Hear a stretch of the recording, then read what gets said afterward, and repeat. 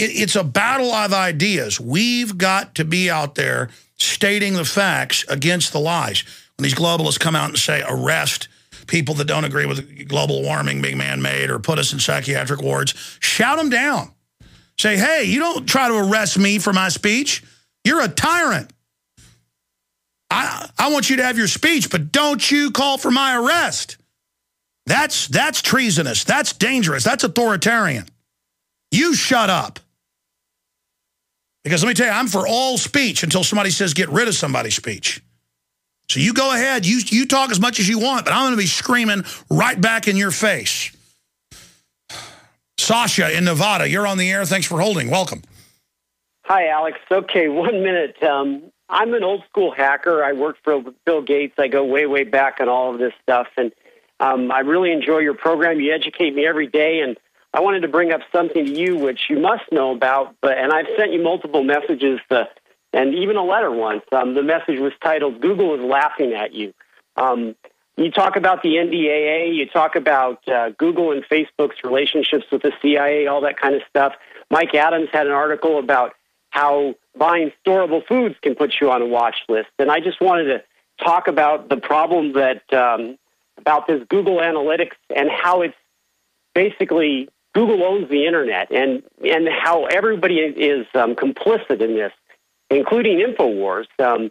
You guys include this Google Analytics spyware on your website, and I know it provides a lot of useful statistics and stuff, but it also allows Google to run code on all the users' machines, which could pretty much do anything, including turning on your webcam or sure, if you don't block it. Look, looking at this, we choose to attack Apple for what it does, but I own an iPhone. We choose to assail Google to tell them to stop accessing computers without authorization, which they've been caught doing. I'm no hacker like you. I just read what the experts say. And I've had big debates around here. We would not be able to, it's like we're going into the matrix. People say, why do you use, I'll hold you over because you kind of disagree. And I think you're making a pertinent point. And it's a decision here. Either we're going to be in the matrix and fight in the matrix, or I can sit outside the matrix, but the people I want to reach aren't in the matrix. Do you see the point I'm making? Absolutely. That's true, and you have to be on the internet, and that's true. But I think that I wanted to start a movement. Like I was inspired by one of your callers to put up, got everybody to get off of the registration service from GoDaddy because they were supporting SOPA. And this is in doing this, I wrote a little software product to block this. And as part of that, I researched this, and I went ahead and loaded the top 1 million websites on Alexa. And it was shocking to me, and this has really blew my mind, and I'm in this area. Well, stay there. I'm going to give you the floor for a few minutes when we get back to break down how this works, what's going on, and how everybody just gives Google access to their site. And so then Google is able to basically track and control the web. My issue is I'm now using the Google system two ways to expose what they're doing, but I have to be interfaced with it to do it. But explain to me how I can get around that when we come back. Austin, Texas, Alex Jones. It is Open Phones. We are now 8 minutes into this second hour of worldwide broadcast. We're talking to Sasha in Nevada, who says he's a hacker and wants to point out some of the things that are going on the internet. Speaking of the internet, because callers have been calling in about this, we mentioned this yesterday, our article, and it got a lot of circulation on the internet. Arizona passes sweeping internet censorship bill, legislation to make it illegal to use offensive language online. The state legislature of Arizona has passed a bill that vastly broadens telephone harassment laws and applies them to the internet and other means of electronic communication.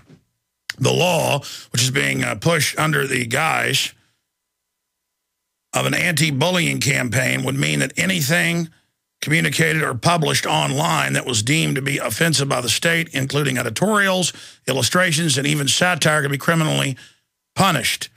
And it's passed out of one side. It hasn't fully passed yet, so that's good. Again, I tend to condense info down when I'm taking calls or hurry up and get to the next person, and I was saying it had passed. It's only passed one side. Hasn't passed the full legislature. The Comic Book Legal Defense Fund breaks down the Arizona House Bill 2549. The bill is sweepingly broad and would make it a crime to communicate via electronic means speech that is intended to annoy, offend, harass, terrify, as well as certain sexual speech.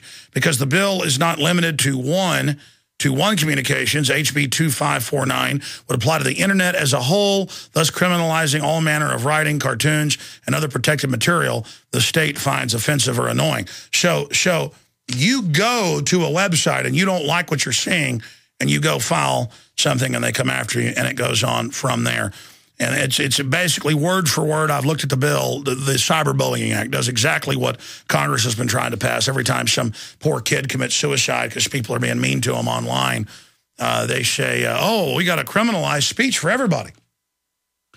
Number one, why are the parents letting all their kids do this? Why are you letting your children on the internet when they're 12 years old?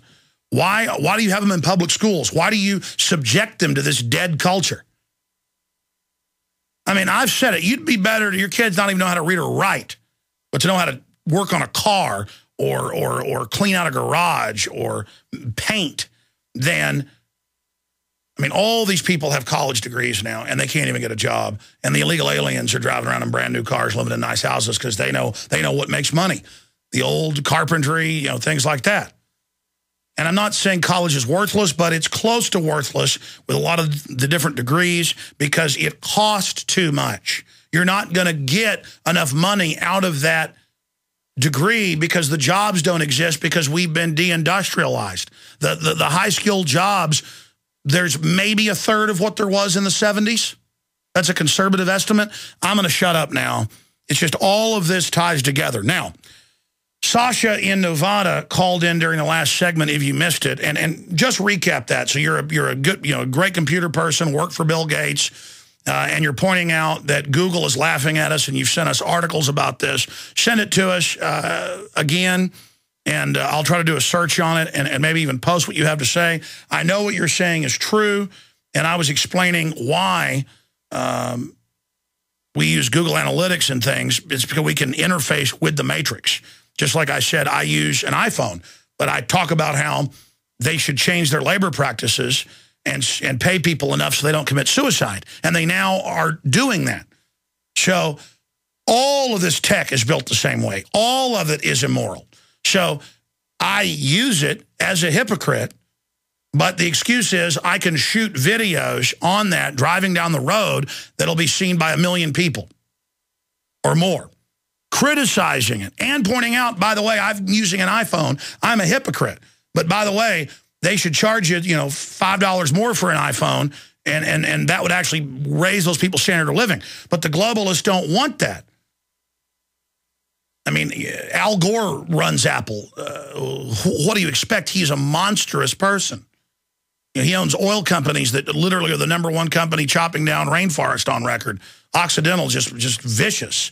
And then lectures you all day to pay him carbon tax money through his carbon consortium. I see idiots send me emails. They go, or comments all the time, we'll pay our carbon taxes to Al Gore. Oh, yeah? You are ignorant. See, people realize that's crazy to pay Al Gore money. So it's like, oh, that can't be true. That he doesn't run an oil company. Oh, actually, he does. Wow, Alex is right. Oh, you don't pay your carbon taxes to him. Yeah, you do. The Chicago Exchange, he's a big part of that. Gore and Blood, I'm not joking. It's called Gore and Blood. Or is it Blood and Gore? No, it's Gore and Blood. Guys, Google Gore and Blood, carbon trading, London, England. It's the big exchange. The Rothschild Front in the city of London, is called Gore and Blood. That's his company. It's not a pun, Gore and Blood, Blood and Gore. It's called Blood and Gore, or Gore and Blood. It's Gore and Blood carbon trading. It's a big company, and they make you buy it. I mean, you literally pay him that money. Side issue. The caller is bringing up a very central point, and we've had debates about it. For a while, I just had Google turned on the back end. They couldn't track everything, my IT folks told me with that, but that way I could see what we're reaching and what we're doing. Very valuable information. But when you go to the Oracle and tell it what you want to know, it now knows what you are thinking. And it's the same thing. It's like in Lord of the Rings, I love to use it as an analogy, where now there's an article, Blood and Gore, the nickname for Al Gore's carbon trading firm that is poised to make billions of dollars from carbon credits.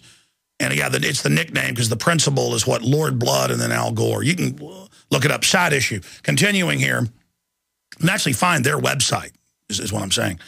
That Gandalf's telling them, don't look into that crystal. And they're like, but I can see what's going on in faraway lands. And he said, yeah, but Sauron or Saruman can also look right back through. You never know who's watching. Throw the bag over it. People used to come to my house over a decade ago and laugh at me that I'd covered up cameras on computers and stuff. And they're like, oh, they're watching you. Now they admit they are. So I get what the caller is saying. It's just that then you should turn Google cookies off, which I do at my house. And then Google got caught breaking through those. So does Microsoft. I know. So you can either unplug from it all or use it to crush the enemy. I believe that these things go two ways. You understand that? Now, I can barely turn a computer on. I just read what all the experts say. Correct me if I'm wrong, Sasha, and tell us your big idea on a piece of code you've written, and then others can write similar code that can really expose these people. You've got the floor. Go ahead.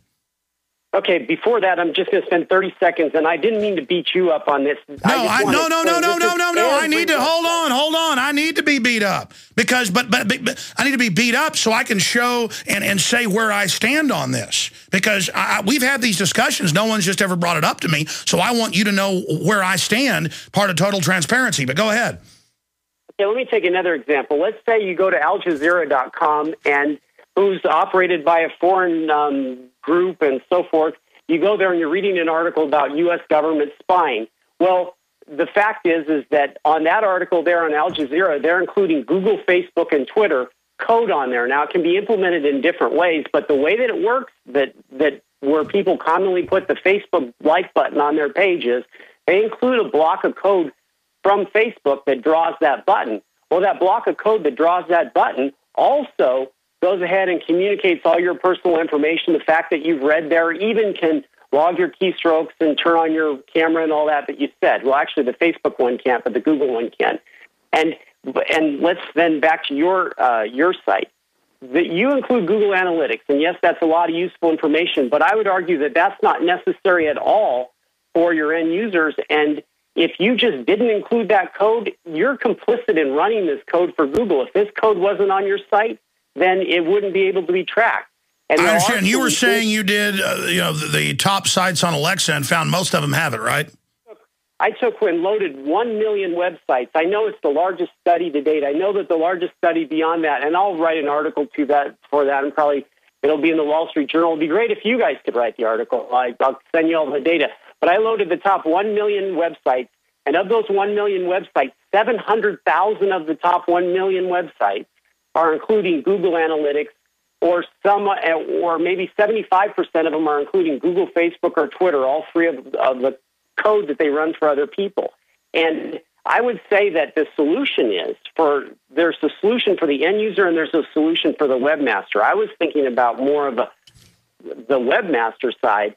The solution for the end user is there are solutions. None of them really completely work. But, well, listen, we've tried. That's what I'm saying. They've built the architecture where you pretty much need this. So explain to me how we do it without it and can still interface and effectively fight the globalist. Explain how we do that, and we will do it. Yeah, I mean, you've got my absolute word on that. If we can find a solution, we are waging war against these people. We are exposing them. I know what you're saying. I understand what you're saying. It's just that take the ad company we were using for the software to display ads. Google then bought that. I mean, the problem is many times we're using something that isn't spying on people, and Google